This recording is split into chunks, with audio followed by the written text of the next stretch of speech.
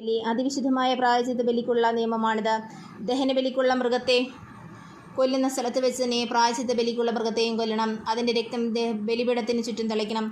അതിൻ്റെ മേധസ് മുഴുവനും ആന്തരികാവയവങ്ങളെ പൊതിഞ്ഞിരിക്കുന്നതും അരക്കെട്ടിനോട് ചേർന്നുള്ള വ്യക്തികളിലുള്ളതും ഇരുവർക്കകളും കൊഴുത്ത വാലും കരളിന്മേലുള്ള നെയ്വലയും എടുക്കണം. പുരോഹിതൻ അവ കർത്താവിനായി ബലിപീഠത്തിൽ വെച്ച് ദഹിപ്പിക്കണം. ഇത് പ്രായശ്ചിത്ത ബലിയാണ്. പുരോഹിത വംശത്തിൽപ്പെട്ട എല്ലാ പുരുഷന്മാർക്കും ഇത് ഭക്ഷിക്കാം. വിശുദ്ധ സ്ഥലത്ത് വെച്ച് വേണം അത് ഭക്ഷിക്കാൻ. അത് അതിവിശുദ്ധമാണ്. പ്രായശ്ചിത്ത ബലി പാപരിഹാര ബലി പോലെ തന്നെയാണ്. അവയുടെ നിയമം ഒന്ന് തന്നെ. ബലിവസ്തു പാപരിഹാരം ചെയ്യുന്ന പുരോഹിതനുള്ളതാണ്.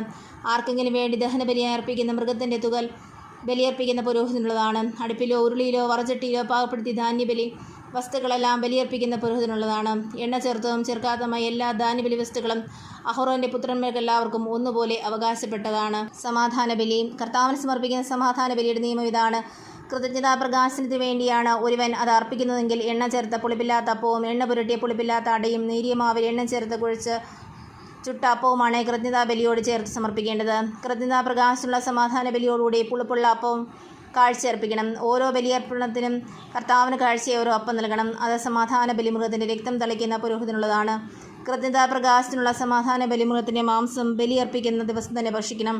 അതിലൊട്ടും പ്രഭാതം വരെ ബാക്കി വയ്ക്കരുത്. എന്നാൽ ബലി നേർച്ചയോ സ്വഭിഷ്ട കാഴ്ചയോ ആയിട്ടാണ് അർപ്പിക്കുന്നതെങ്കിൽ അർപ്പിക്കുന്ന ദിവസം തന്നെ അത് ഭക്ഷിക്കണം.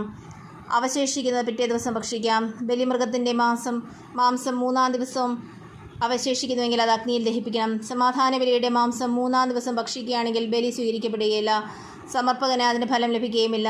അത് അശുദ്ധമായിരിക്കും. ഭക്ഷിക്കുന്നവൻ കുറ്റമേൽക്കേണ്ടി വരും.